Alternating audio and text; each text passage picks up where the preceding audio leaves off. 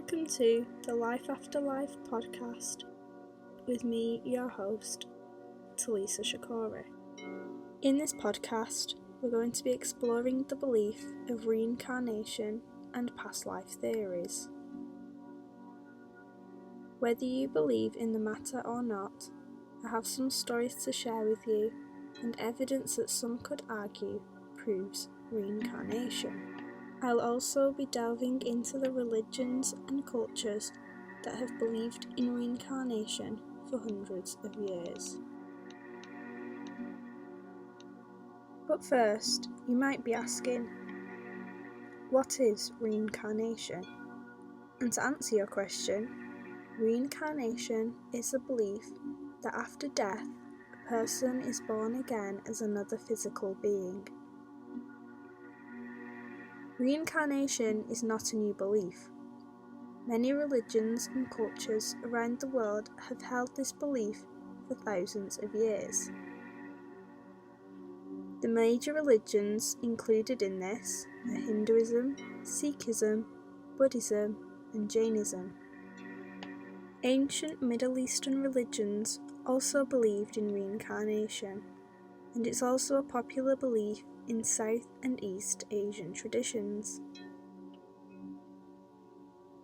Now you might be thinking, if reincarnation is real, then why don't I remember my past life? Well, a common belief is that during the process of reincarnation, the majority of people will forget their past life as they are reborn. Another reason for not having any memories of a past life could be that you are a new soul, meaning that this current life is your first of many yet to come. There are different ways that people can attempt to resurface memories of a past life. The most popular method is past life regression. Past life regression is a form of hypnotherapy that allows you to retrieve memories from deep in your subconscious mind. I myself have tried past life regression twice and found the experience really interesting. And yes, I was able to retrieve memories both times. I came across a video online one day which was about past life regression, and the more I researched, the more I fell down the rabbit hole of stories and experiences that people had had, and of course I was desperate to try it for myself. For as long as I can remember, I've always been a very spiritual person, believe in the spirit world and mediums and all of that, so there was no doubt that reincarnation would fascinate me. Brian Weiss is a psychotherapist, and originally he too was a skeptic of past life regression. That was until one of his patients channeled messages from his dead son.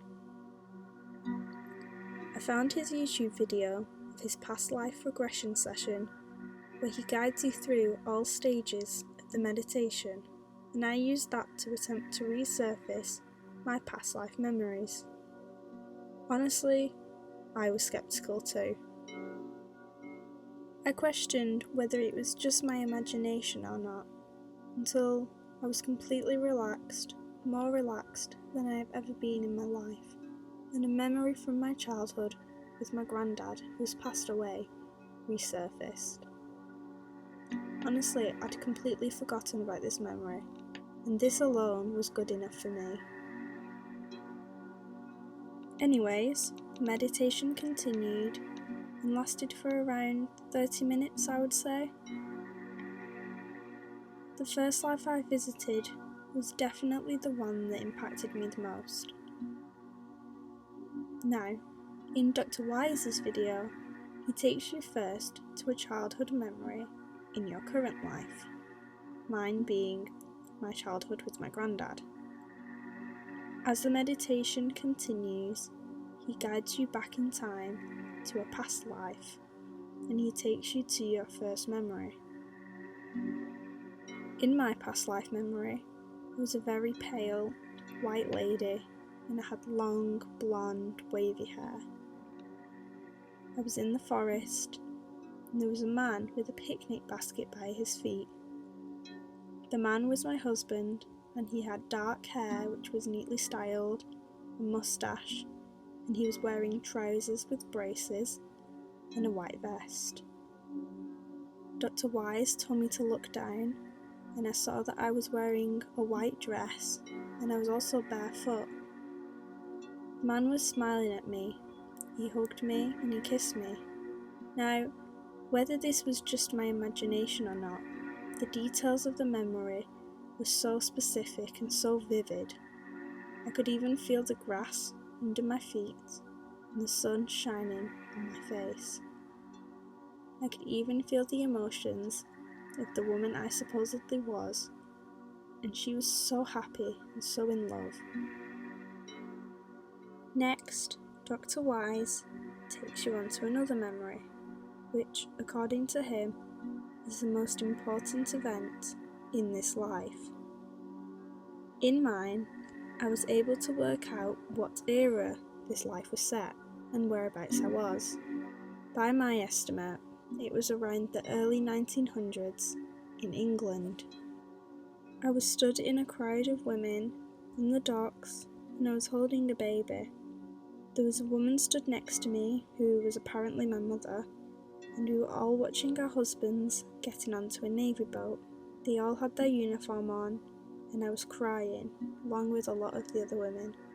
I think the woman, or should I say myself, knew that she would never see her husband again. And lastly, Dr. Wise takes you to the end of that past life when the person died. The lady in mine was in a hospital bed with a nurse and her son, who I found out was called Thomas. And he was a lot older than in the previous memory. I'd say he was probably in his early 20s, and he was holding my hand. Throughout the whole past life regression experience, I felt very relaxed and peaceful. Whether you want to believe that what I saw was just my imagination, nevertheless, it was still a beautiful experience.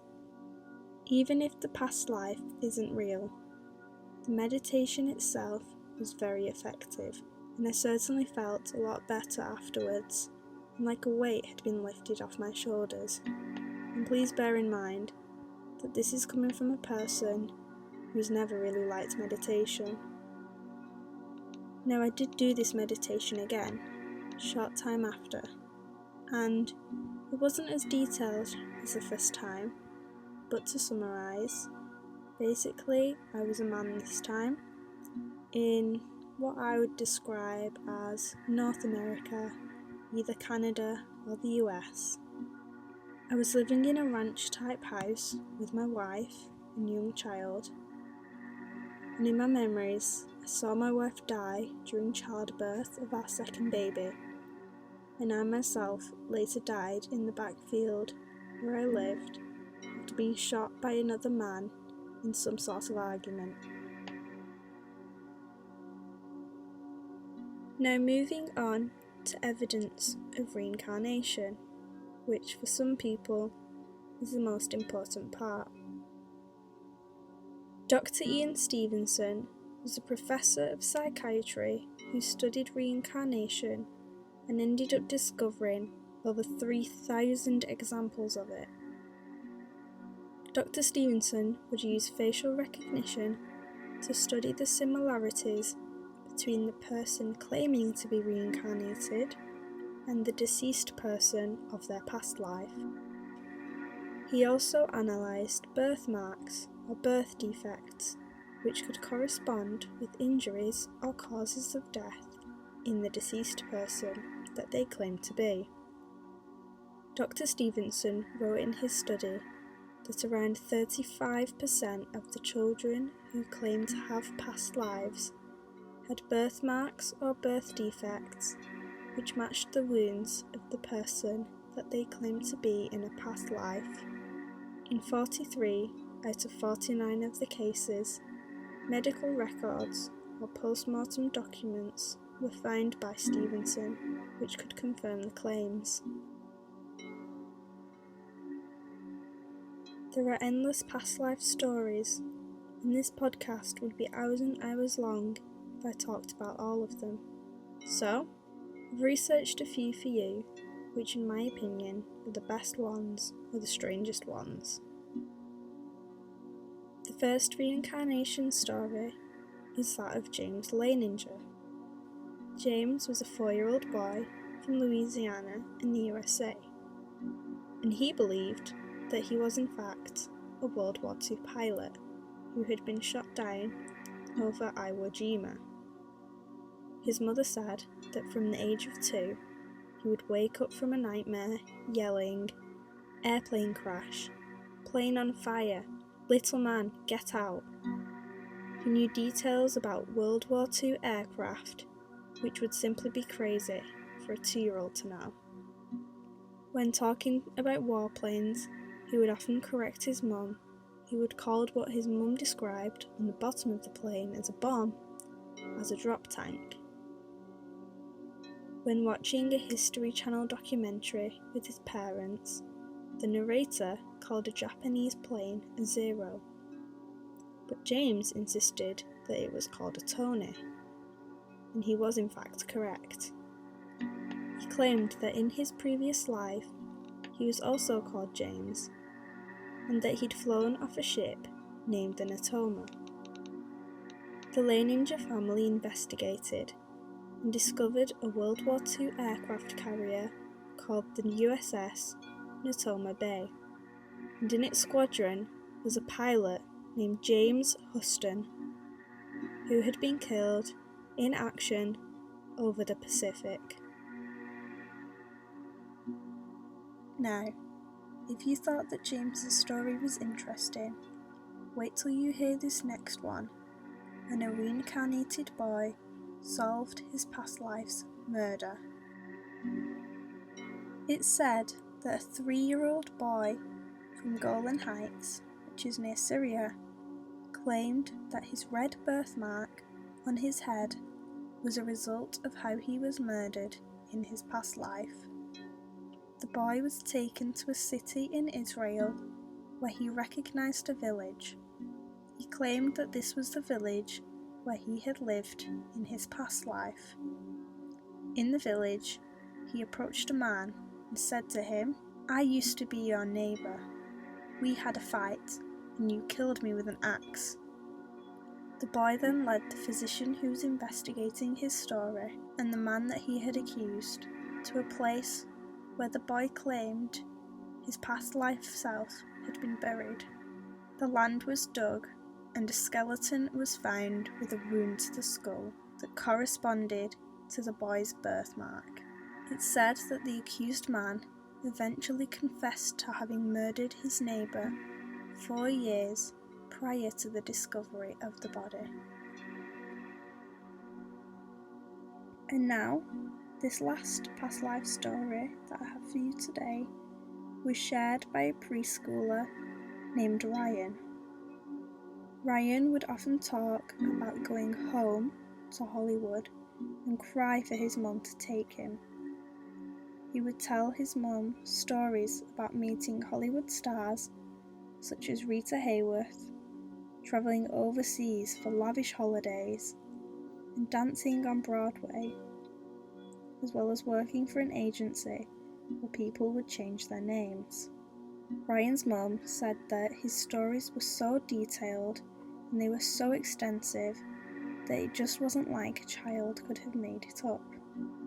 She borrowed library books to try and figure out Ryan's story, and one day, Ryan pointed at a publicity shot from the 1932 movie Night After Night, in which Mae West made her film debut, and he said, "That's me, that's who I was."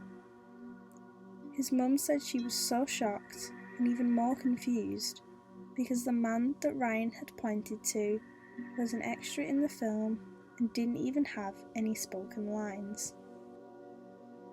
Dr. Jim Tucker found out about Ryan's case and investigated it. Dr. Tucker is a child psychiatrist who documents children's past life experiences. He worked with Dr. Ian Stevenson, who I previously mentioned, and eventually took over Stevenson's research after he died in 2007. According to Dr. Tucker, Ryan's case is one of his most unusual because of the incredible detail that he was able to provide. After researching, they found out that the man in the photo was Marty Martin, a former movie extra who later became a powerful Hollywood agent and died in 1964. After digging through old records, which almost none were available on the internet, and even tracking down Marty's daughter, Tucker was able to confirm 55 details that Ryan had given him about his life. It turns out that Marty wasn't just a movie extra. Just as Ryan had said, he had also danced on Broadway, travelled overseas to Paris, and he worked at an agency where stage names were often created for new clients. Tucker also discovered that Ryan's claim that Marty had lived on the street with the word rock in it was nearly spot on. Marty had in fact lived at 825 North Roxbury Drive in Beverly Hills. Dr. Tucker was also able to confirm other strange facts that Ryan had given, such as how many children Marty had, how many times he was married, and even how many sisters he had. While Marty's own daughter grew up thinking that her father had just one sister, Tucker was able to confirm that he actually had two, just as Ryan had claimed. Now he's a teenager. Ryan's memories of the life he lived as Marty are fading, as is the case of most children who remember their past lives. So, reincarnation, past lives, meditation, past life regression. Maybe today you found out something that has resonated with you, and maybe you even want to try and reconnect with your own past life. Whether you believe in reincarnation or you think that the past life stories are just a load of rubbish, there's no dispute that the topic isn't fascinating. I really hope that you enjoyed the podcast and that you learnt something new today. If you did, please share the podcast with your friends and leave a positive review. Thank you so much for listening to Life After Life. Perhaps I'll see you again in the next life. Goodbye.